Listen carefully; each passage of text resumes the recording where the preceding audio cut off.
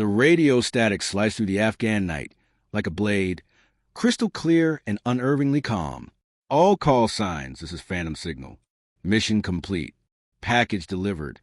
Master Sergeant Jake Donovan froze inside the Blackhawk's cabin, his massive frame stiff against a hum of rotor blades cutting through the sky 8,000 feet above the Cunard Valley. Sweat rolled down his shaved scalp, sweat that had nothing to do with Afghanistan's desert heat. 15 minutes earlier, he and his 4 Delta Force teammates had shoved Staff Sergeant Sloan Mitchell out of the same helicopter door. No parachute, no rope, no chance in hell of surviving. She had discovered their secret, an illegal side business selling base coordinates to Taliban commanders. And for that, she had to die. Except now, a strange voice had come through their encrypted channel, using his own call sign. No one on the helicopter knew that voice. No one was supposed to. Reaper 6, do you copy? Came the calm, female voice again. Package delivered exactly where it needed to be. Clock starts now. The 5 elite operators exchanged confused glances through the eerie green glow of their night vision goggles. They had seen Sloan fall, her small frame vanishing into the black abyss below. So who was speaking to them now? Hours earlier, the day had begun with deceptive calm at Forward Operating Base Warrior. The first light of dawn painted the Hindu Kush Mountains gold, while soldiers hurried between armored vehicles and tents. Inside the communications bunker, Sloan Mitchell worked alone, fingers flying across multiple keyboards like a concert pianist. Her light brown hair was pulled back in a messy bun, green eyes sharp and focused on the data streaming across her monitors. Lieutenant Carlos Torres, the base communications officer, approached her desk with a steaming mug of coffee. Mitchell, what's the status on that interference we picked up yesterday? Fixed it around 300 hours, sir, she replied without looking up. It was a Taliban radio post about 12 clicks northeast. Adjusted our frequency pattern to compensate.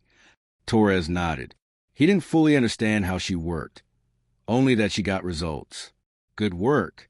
The colonel wants full network diagnostics by the evening briefing. Before she could answer, the bunker door slammed open. 5 Delta operators walked in like predators entering familiar territory. The atmosphere shifted instantly from calm professionalism to silent tension. Donovan led the group, towering over everyone else, bald head gleaming under fluorescent light, gray eyes cold and calculating. Behind him came Marcus Thompson, nicknamed Bull, a 240-pound wall of muscle. Ryan Coleman, called Ghost, silent and unremarkable enough to vanish in plain sight. Derek Patterson, a jittery demolitions expert. And Tommy Johnson, the youngest, still eager to prove himself.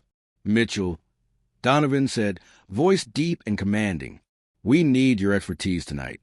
Torres straightened, uncomfortable with Donovan's tone. Sergeant, any requests from my staff go through proper channels. Donovan's thin smile was more threat than charm. This comes directly from the colonel. Sensitive communications. Mitchell has a clearance. Sloan's fingers paused. What kind of communications? The classified kind, Thompson growled. The kind where you follow orders and don't ask questions. A chill settled over the room. Torres opened his mouth to argue, but Sloan quietly nodded. Understood. When you need me, 1,800 hours, Coleman said softly. Full gear, Patterson added. And absolute discretion.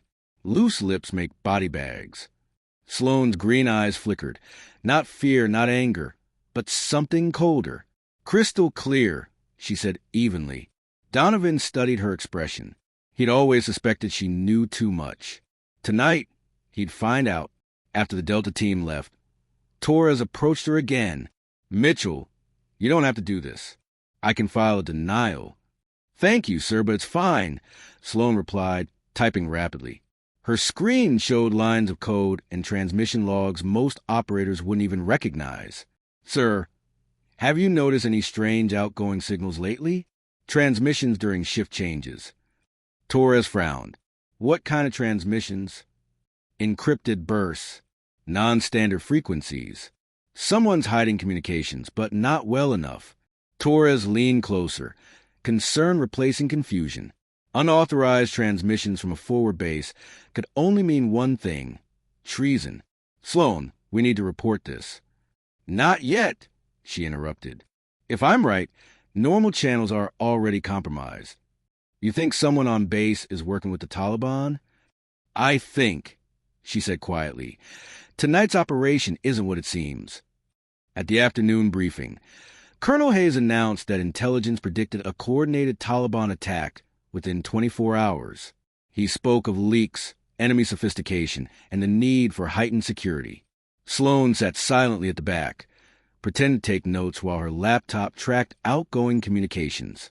The patterns didn't match enemy behavior. They matched someone inside their own base. Then Donovan's voice cut through the room.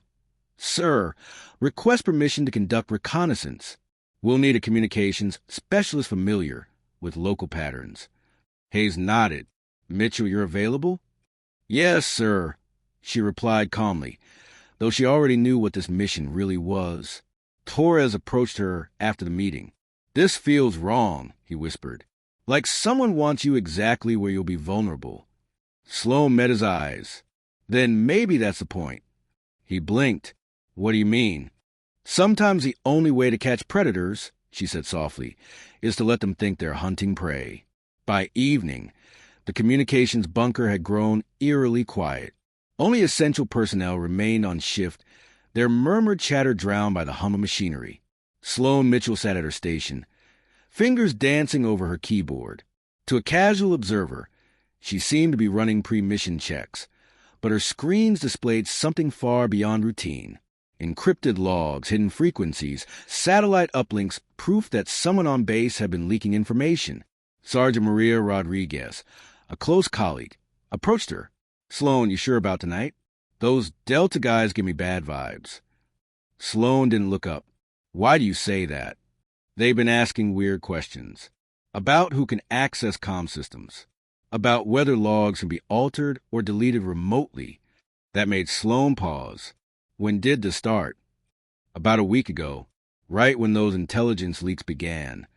Sloan turned to her, voice quiet but steady. Maria, if something happens to me tonight, if I don't come back, check the redundant backup logs, not the main ones.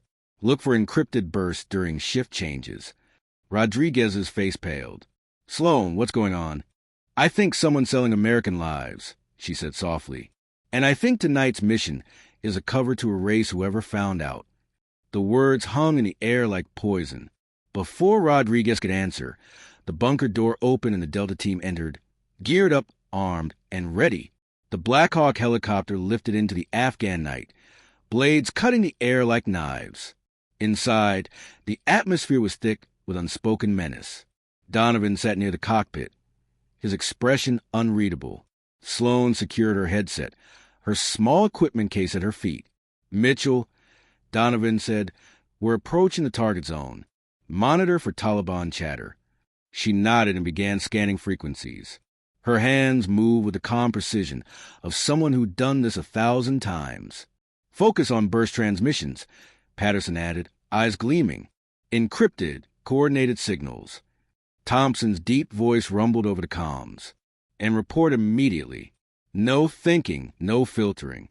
Just raw data. Coleman's whisper followed, quiet but cutting. Because hesitation kills people, Mitchell. She glanced up briefly. Understood. But as the helicopter circled above the valley, Sloan noticed something strange. The team's attention was on the terrain. Patterson was rerouting cables, setting up a jamming grid. Coleman was watching her, not the instruments. Thompson's hands rested near his rifle. Then Donovan spoke again. Mitchell, we need to talk about something important. Someone's been giving the Taliban classified intel, patrol routes, defenses, comms codes. Sloan's fingers didn't stop moving. That's a serious accusation. It's more than that, Patterson said.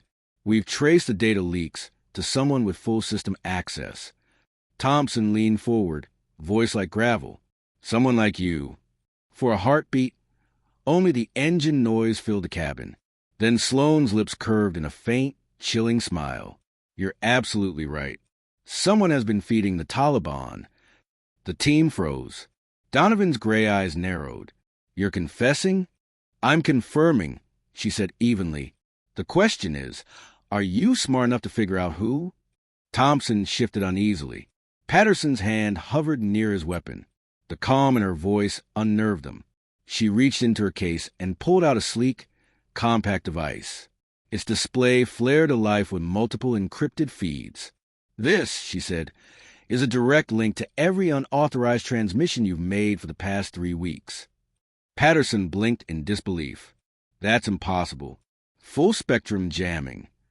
"Would have worked," she interrupted, "if I didn't have clearance 15 years ahead of yours." Donovan's voice turned to steel. "Who are you working for?" "The same people you swore an oath to," Sloan said coldly. "The difference is I meant it." That was the breaking point. "Enough!" Thompson roared, reaching for her. Coleman cut her safety harness. Patterson killed the cabin comms. Wind howled as the Blackhawk door swung open. "You should have stayed quiet, Mitchell," Donovan said, his face expressionless. And then they threw her out. Silence filled the cabin. 5 men stared into the darkness where Sloan had vanished. It was over. Clean. Denied. Forgotten. Until the radio came alive. "All call signs," came Sloan's unmistakable voice, calm and crisp. "This is Phantom Signal. Mission complete. Package delivered." Every head turned. Patterson's instruments went haywire. His jammers were still active. No signal should have been possible. "Reaper team," the voice continued. "Your conversation for the past 37 minutes has been recorded and transmitted to the NSA's cyber command servers. Every admission, every detail." Johnson's face drained of color. "How is she transmitting?" She fell. "Did I?" the voice teased. "Or did you just give me the perfect cover for Phase 2? Panic erupted. Donovan shouted into his headset. Coleman muttered, "No one survives that fall." "You're right," Sloan's voice replied. "No one survives it without preparation. Checkmate, gentlemen." Then another voice broke in, calm, authoritative. "This is Colonel Sarah Mitchell, Cyber Command. Call sign Phantom Signal. Chief Park, return to base immediately and place your passengers under arrest for treason and attempted murder of a federal agent." The helicopter went dead silent. 27 minutes later, the Blackhawk touched down at FOB Warrior, surrounded by military police. As the MPs restrained the stunned Delta team, a black SUV rolled onto the pad. From it stepped a woman who looked exactly like Sloan. Same eyes, same voice, but wearing the insignia of a colonel. "I'm Colonel Sarah Mitchell," she said. "Sloan was my twin sister. She volunteered to expose your operation." Donovan's voice broke. "We killed the wrong woman." "No," Sarah said coldly. "You killed exactly who you intended to kill. You just didn't know who she really was." The realization hit them harder than any bullet. They hadn't silenced a threat. They had murdered a hero.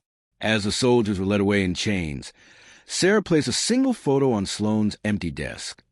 The 2 sisters, smiling arm in arm. Somewhere beyond the base, her voice echoed over secure frequencies one last time. Phantom Signal going dark. And in the quiet Afghan night, the truth finally found its voice.